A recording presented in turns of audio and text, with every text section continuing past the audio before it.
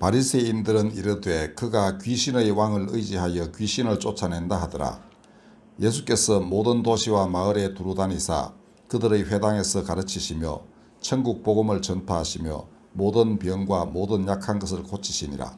무리를 보시고 불쌍히 여기시니 이는 그들이 목자 없는 양과 같이 고생하며 기진함이라. 이에 제자들에게 이르시되 추수할 것은 많되 일꾼이 적으니 그러므로 추수하는 주인에게 청하여 추수할 일꾼들을 보내주소서 하라 하시니라. 아멘.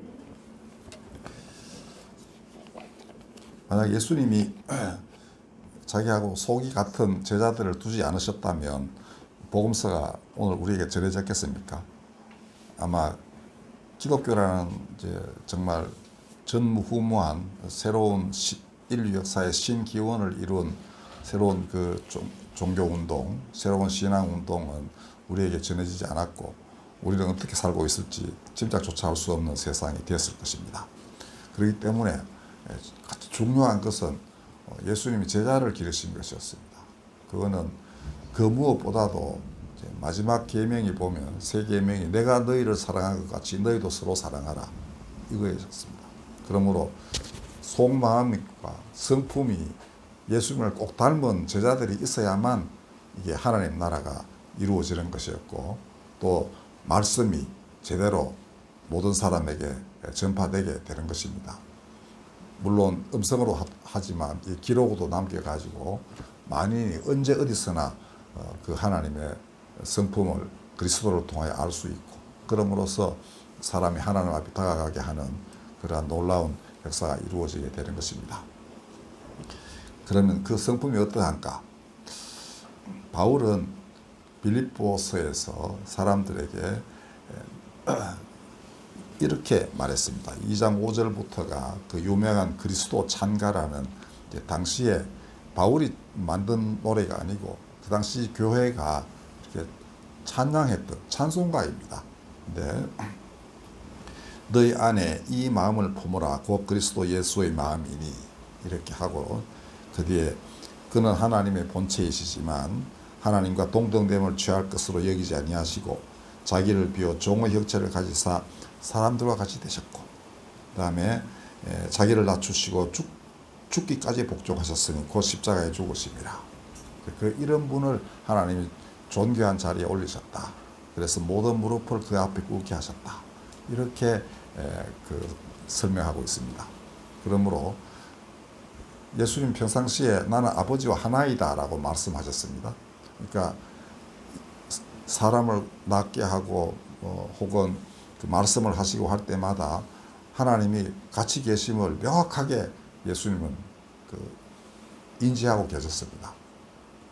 그렇기 때문에 그의 마음이 곧 하나님 마음이고 우리가 많은 자료를 통하여 헤아릴 수 있는 그의 성품이 곧 하나님의 성품인 것입니다. 우리는 하나님이 어마무지하게 무섭고 막 잘못하면 막 그냥 지옥에 막 쳐넣고 이런 분으로 생각을 하지만 정작 우리에게 그 모습을 드러내신 예수님은 그런 모습 좀 찾기 힘들죠, 그죠? 물론 심판에 관한 말씀도 있지만 더 중요한 것은 무한한 사랑과 자비 그런 것이었습니다. 사람들에 대한 연민 그게 더 본질적인 하나님의 성품이라는 겁니다. 그리고 그 성품을 드러내기 위하여 하나님의 엄유함, 영광, 존귀함 이런 걸 다 포기하고 사람들 가운데에서 그냥 보통 사람처럼 사셨던 것입니다. 그 구체적인 모습이 오늘 이 마태복음 9장에 잘 나와 있습니다. 어떻게 그가 사람들 가운데 사셨는가? 자, 9장을 살펴보면은 제일 처음에 중풍병자 고치신 얘기가 나옵니다. 그러니까 그가 사람 고치신다는 얘기를 듣고 중풍병 앓는 친구를 다른 주변 사람들이 데리고 오지만 사람이 많아가지고 앞에 갈 수가 없네요. 그래서 지붕을 뚫고 옛날 그쪽 지붕은 그 비가 많이 안 오기 때문에 엉성하게 이렇게 해요. 그러면 이제 그걸 뜯고 그 침상을 내려서 바로 예수님 앞에 오도록 이렇게 친구들이 해준 것이죠. 예수께서 그때 죄사함을 받았다. 이렇게도 하시고, 그 다음에 바리새인들과 시비를 붙었지만은 죄사함을 받는다 하는 말하고 일어나 걸어가라 하는 말하고 뭐가 쉽겠느냐 그러십니다. 자, 잘 생각해 보십시오. 죄사함을 받았다라는 것은 증명이 안 되잖아요. 그러니까 받았는지 안 받았는지 당사자만 이제 느낄 뿐인데, 일어나 걸어가라라는 것은 만인이 다 보는 사건 아닙니까? 이게 훨씬 어렵습니다. 근데 그러니까 훨씬 어려운 걸 하면은 쉬운 거는 당연히 이루어진 거겠죠. 그래서 걸어가라 했더니 걸어가게 됐습니다. 바로 이런 이제 치유를 통하여 그가 죄를 사하는 권세까지 있음을 드러내셨습니다. 그러니까 그냥 단순히 지금 의사도 병 고치잖아요, 그죠? 뭐 중풍병자도 이렇게 좋은 약 쓰면 낫게 하지만 그 이상으로 그 죄를 사하게 하시는 그러한 분으로 사람들 가운데 오셨던 것입니다. 그 다음에 또 병 고친 얘기는 그 회당장 야이로의 딸이라고 되어 있습니다. 마태복음에는 신분이 나타나 있잖아요, 이름이. 근데 그 유명한 달리다쿰 해가지고 이제 일어 세우는 그 사건. 그 다음에 그 가는 도중에 혈루증 앓는 여인 이제 그 옷자락 잡으면서 바로 낫는 이제 그런 사건. 그 다음에 또 가다가 맹인 두 사람의 눈을 뜨게 해주는 그런 기적도 있습니다. 그때 이게 특이합니다. 그들의 눈을 만지시며 너희 믿음대로 되라 이렇게 말씀하세요. 그러니까 아주 자주 말씀하시기를 너희 믿음이 너를 구원하였다 이렇게 하시거든요. 그러니까 사람들의 마음속에 있는 믿음을 굉장히 고양시키고 드러내고 바로 그 믿음 때문에 네가 산 것이다 이렇게 말씀하셨습니다.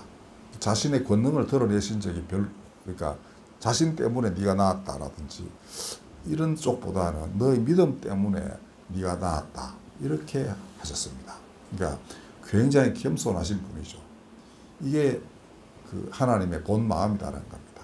하나님은 지배하려 하고 내가 하나님이니까 너 내한테 복종하고 무릎 꿇지 않으면 다 골로 갈 줄 알아라 이런 분이 아니었다는 겁니다.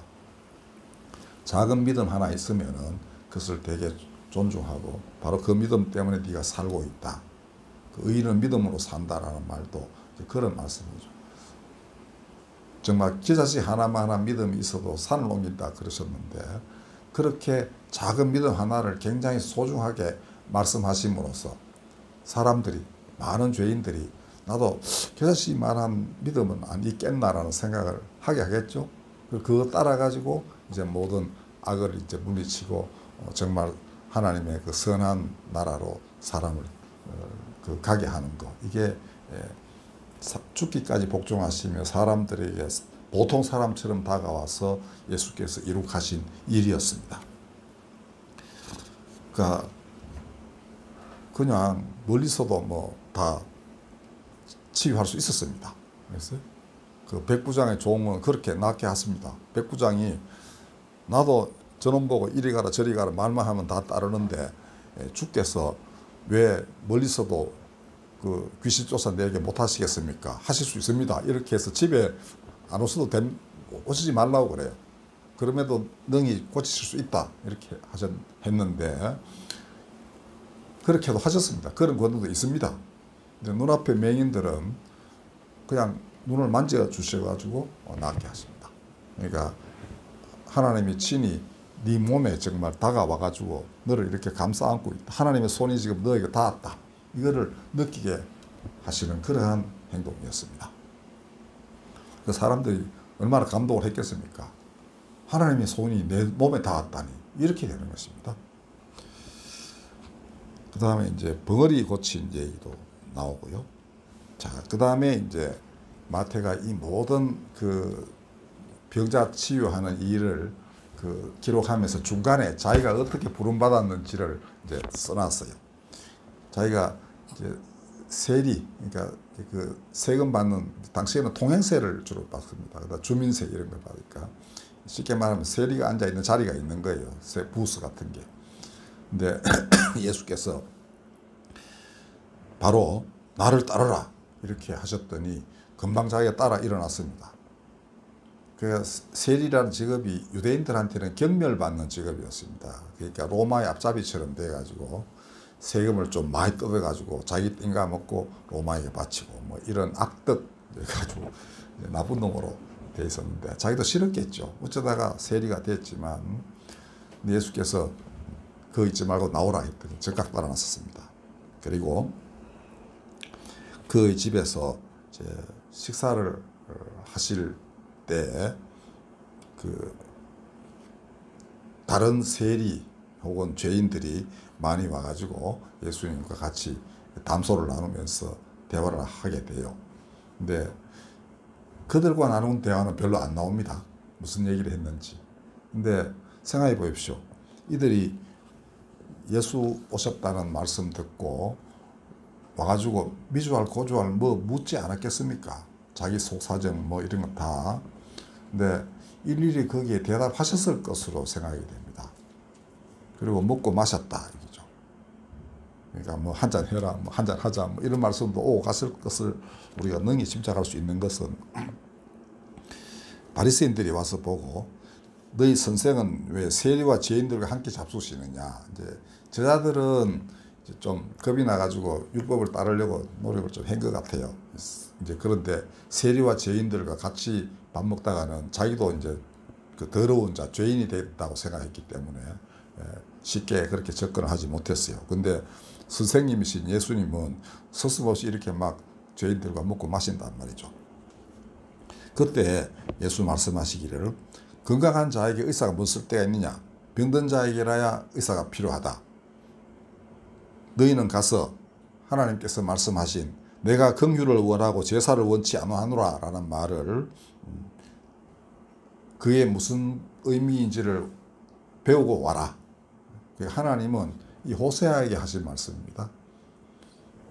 제사를 드리면서 전부 다 사람들이 이제 제사 안 받았다고 하고는 그 뒤돌아서자마자 그 또 나쁜 짓을 하는 이걸 보고서 호세아가 하나님께 빌었겠죠. 이게 과연 제사 하나님 원하시는 건 맞습니까? 했더니 하나님 아니다.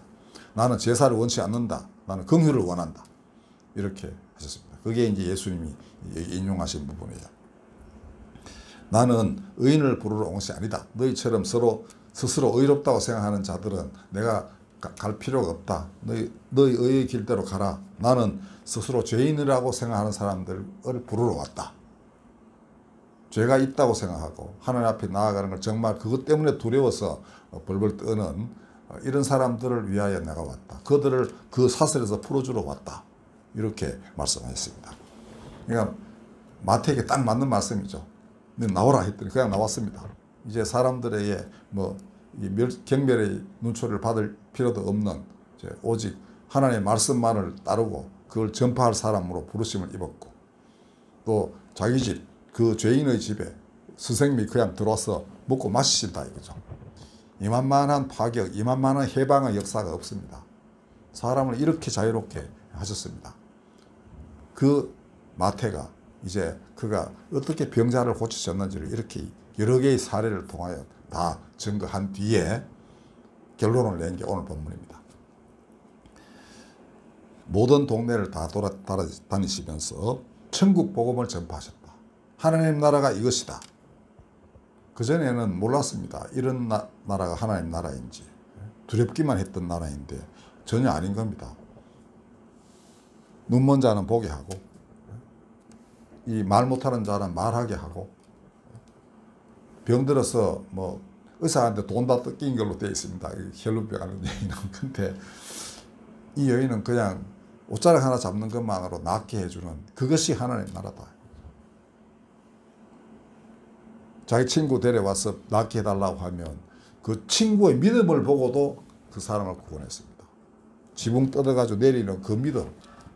그 믿음이 구원하겠다. 그러니까 당사자의 믿음뿐 아니라 주변 사람들의 믿음도 사람을 구할 수 있습니다. 그러면 그 사람도 같이 덩달아 정말 하나님을 찬양하게 되지 않겠습니까? 이걸 기록을 한 겁니다. 그리고 이렇게 마태는 했어요. 그가 무리를 보시고 불쌍히 여기시니 이런 그들이 목자 없는 양과 같이 고생하며 기진함이라. 그러니까 사실은 목자 될 사람들은 그 제사장들, 사두개인들이죠. 그다음에 바리새인들, 율법을 제대로 이제 준수하고 가르치는 사람들, 율법사들, 이런 사람들이 원래 목자가 돼야 되는데 이들은 자기 배만 부리거나 그 사두개인처럼 혹은 이제 자기들만 의롭다 하고 자기들만 하나님 나라에 들어갈 수 있다고 생각하는 이런 사람들이었어요. 그러니까 죄인들에게는 목자가 없는 거예요. 죄인들은 그렇게 살 수밖에 없는 사람들인데 또 돈이 없으니 뭐 병 고칠 수도 없고 온갖 슬픔과 한은 붓고 있을 때 위로자가 없는 학대받는 사람들, 이들이 예수께서 직접 가서 손을 잡아주신 사람들이었습니다. 그래서 무리를 보고 불쌍히 여기셨다. 그들이 목자 없는 양같이 되어서 고생하면서 힘이 다 빠져갔다 이거죠. 이제 정말 손 하나 까딱할 힘도 없는 사람들을 보고 진실로 불쌍하게 여기셨다. 이게 예수님 마음이라는 겁니다. 그리고는 이제 제자들에게 주수할 것은 많되 일꾼이 적으니 주수하는 주인에게 청하여 주수할 일꾼들을 보내주소서라고 기도하여라. 이렇게 말씀하셨다는 겁니다. 그러니까 주수할 일꾼들은 주인 뜻에 따라 가지고 알곡 가라지를 구분해서 이제 그 주수를 해야 될 것 아닙니까? 그죠? 그러려면은 주인하고 속이 똑같아야 되는 겁니다. 일일이 이거 주인한테 가가지고 이 알곡입니까? 가라지입니까? 이래서는 안 되는 겁니다.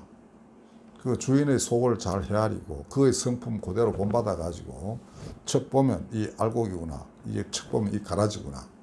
그게 뭐 이 사람 저 사람이 하나는 가라지고 하나는 알곡이다 이렇게도 할 수 있지만 이 사람 마음속에 이거는 가라지구나, 이건 알곡이구나, 뭐 이런 것도 같이 있는 겁니다. 그래서 네가 예를 들면 어떤 사람에게 넌 이거는 안 된다, 이건 고쳐라, 넌 이거는 좋은 마음이니까 이거 가지고 그대로 하나님 나라로 가라, 딴 거는 다 버리고 가야 된다 라든지, 이렇게 하나하나 그 구원과 심판이 동시에 이루어지는 겁니다. 알곡과 가라지 구분하는 게 사람 구분하는 것일 수도 있죠. 아, 너는 정말 알곡이구나 이렇게 해서 할 수도 있고, 야, 네 같은 놈은 정말 그러다가 저 지옥 간다, 이 가라지로 이제 불태워질 거를 그렇게 말해줄 수도 있죠. 아주 나쁜 일만 골라하는 놈에게는 그렇게 할 수 있습니다. 그러니까 아주 다양하게 많은 그 인간사의 그 모든 복잡한 부분들을 다 이렇게 헤아려 가지고 이렇게 잘 판단할 수 있는 사람이 돼야 이 주수꾼이 되는 겁니다. 그 옛날에 처음 오셨을 때 제 아들이 다 그래 했습니다. 상황이 다르니까 다르게 말도 했지만 항상 성령께서 그 마음을 하나가 되게 하셔가지고 오늘 우리들에게 많은 교회의 잘못이 있음에도 불구하고 누구나 순전한 마음으로 하나님께 나아가면 그 나라가 명확하게 눈에 보이게 해준 겁니다. 이게 초대교회 예수님의 주수꾼으로 부름받은 사람들이 행한 그런 놀라운 일입니다. 그런데 마지막 때에도 똑같은 겁니다. 지금도 정말 그가 이제 다 속히 오겠다 그러셨거든요. 그리고 와서 이제 나는 알파와 오메가다, 다 이룬다, 내가 말한 모든 말씀은 천지가 없어져도 없어지지 않는다, 그 말씀이 온 천지에 가득 찰 날이 온다는 거 아닙니까? 그의 말씀이 다 이루어지는, 속속들이 모든 곳에서 다 이루어지는 날이 온다, 나는 반드시 그렇게 한다.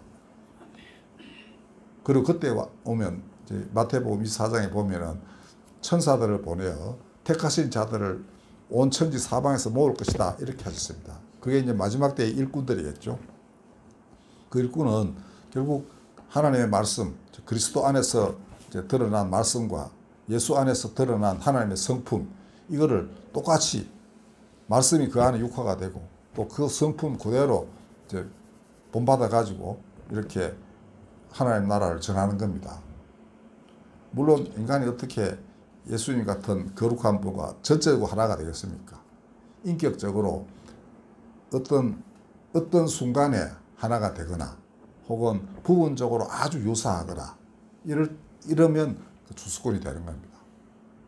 평상시에는 뭐 좀 이렇게 디프레스도 되고 뭐 이렇지만은 어떤 사람을 만나서 천국 복음을 전하는 순간은 그리스도와 완전히 인격적으로 일치가 될 수 있는 겁니다.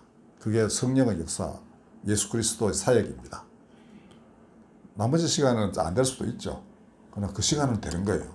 그럼 상대방은 이 사람을 보는 게 아니고 이 사람 가운데 나타나신 예수를 보고 그 안에 나타나신 성령의 역사를 느끼는 겁니다. 그럼 되는 것이죠. 자, 이것이 추수꾼들의 일입니다. 그 다음에 그렇게 완전한 일치가 안 되더라도 비슷하게라도 되려고 하는 마음만 가지고 있으면 내가 예수의 마음으로 지금 이 사람을 대한다. 이렇게만 돼도 역사는 일어난다는 겁니다. 그래서 이게 추수꾼은 많은 사람들, 그러니까 남녀노소도 구분도 없고 신분, 학력 이거 아무 상관없습니다. 오직 아까 바울이 빌립보 교인들이 말한 바와 같이 그리스도 예수의 마음을 품는 사람, 품고자 하는 사람은 누구나 추수꾼입니다. 근데 아까 제가 34절도 읽어드렸죠. 바리새인들은 아까 그 마태의 집에서 예수님이 식사하실 때 뭐라고 시비를 걸었습니다. 어떻게 율법에 어긋나게 죄인들과 같이 먹느냐 말이야. 이렇게 티집을 잡았는데 34절에 보면은 바리새인들이 이렇게 사람을 치유하는 예수를 보고 귀신의 왕을 의지하여 귀신을 쫓아낸다. 이렇게 귀신 들린 사람으로 또 매도를 합니다. 이들은 행동은 되게 정결했어요. 그렇지만 마음이 하나님 마음 조금도 안 닮은 사람입니다. 긍휼을 도무지 시행하려 하지도 않고 자기들은 율법만 지키면 된다고 생각하는 사람들입니다. 그들 눈에는 이렇게 율법을 마구마구 파괴하면서 죄인들과 막 어울리고 나는 이들의 의사다라든지 이렇게 막 말씀하시는 이분이 하나님을 모독하는 사람으로 들렸죠. 그러니까 이분이 행하시는 모든 치유 이적마저도 귀신을 힘입어서 귀신 쫓아내는 걸로 이렇게 생각한 겁니다. 그러니까 이들 눈에는 아무것도 안 보이는 거예요. 진리의 왕이 오셔가지고 사람을 약한 데서 구하고 병에서 회복시키고 죄에서 자유롭게 하시고 물린 자를 자유롭게 하는 이것이 아무것도 안 보이는 거예요. 그들은 알곡과 가라지를 정말 구분 못하는 자가 되어버린 겁니다. 제사 드릴 줄만 알지 율법 지킬 줄만 알지 마음에 긍휼이 도무지 없으니 실은 이들이 바로 불태워져야 할 가라지였습니다. 마태는 이걸 고발하고 있는 거예요. 그리고 당시 초대교인들은 바로 명백하게 이 사실을 잘 이해했습니다. 학력이 높고 배워서 아는 게 아니라 성령께서 그들의 마음을 관통해가지고 예수님 말씀하시기를 늘 기억하게 했습니다. 그 다음에 그가 사람을 고치실 때 이때는 눈에 막 손대가지고 고치시더라. 문둥이 몸에 손대가지고 낫게 하시더라. 이게 일일이 다 기록해놨습니다. 혈루병 여인도 그렇게 했죠. 나중에 얘기를 하지 않았겠습니까? 처음에는 제 아들이 옆에 둘러싸가지고 물러거라 이렇게 했는데 그 틈새를 가지고 비집고 여자가 손을 내밀어서 옷자락을 잡았단 말이죠. 이게 다 나중에 이제 그 여인도 와서 고백을 하지 않았겠습니까? 그죠? 그때도 무슨 얘기가 있었지만은 그 당시에는 제 아들이 몰랐을 거예요. 나중에 두고두고 사건을 되살펴 보니 그리스도의 마음이 어떤 것인지를 알게 됐던 겁니다. 모든 준비가 다 되어 있습니다. 하나님의 능력과 은혜가 원하는 사람에게는 누구나 다 나누어질 수 있게끔 몸 안에 충분했던 거예요. 그러니까 손만 대면 바로 능력이 빠져나갔다. 예수님이 금방 하셨다. 이게 예수님의 사람 사랑하시는 마음이었습니다. 그리고 그 능력은 빠져나가기를 고대하고 있었던 거죠. 누군가가 믿음으로 나에게 다가오면 이게 나가는 게 얼마나 기쁜 일인가. 이게 하나님 나라다. 그러니까 그 여인에게 너희 믿음이 너를 구원하였다. 이렇게 말씀하셔서 기쁨이 정말 몇 배가 되도록 이렇게 해 주셨습니다. 자, 오늘 우리 여러분들 다 마지막 날의 추수꾼으로 저는 부름받았다고 믿습니다. 아멘. 아까 말씀드린 대로 이 마음 품기만 하면 바로 추수꾼이 됩니다. 여러분들 주변에 사람 있겠죠, 그죠? 그만큼만 하시면 돼요. 그리고 어쩌면 멀리 가라면 또 멀리 갈 수도 있습니다. 유튜브에는 보면 그렇게 멀리 가는 사람들 그 간증 많은데 꼭 그렇지 않아도 됩니다. 왜냐하면 우리 사는 곳이 땅끝입니다. 고생하며 유리하고 기진맥진한 사람들이 있는 곳이 땅끝이에요. 그죠? 우리 주변에 그런 사람이 있으면 바로 거기가 땅끝이고 거기가 우리가 말씀을 전파해야 할 장소인 것입니다.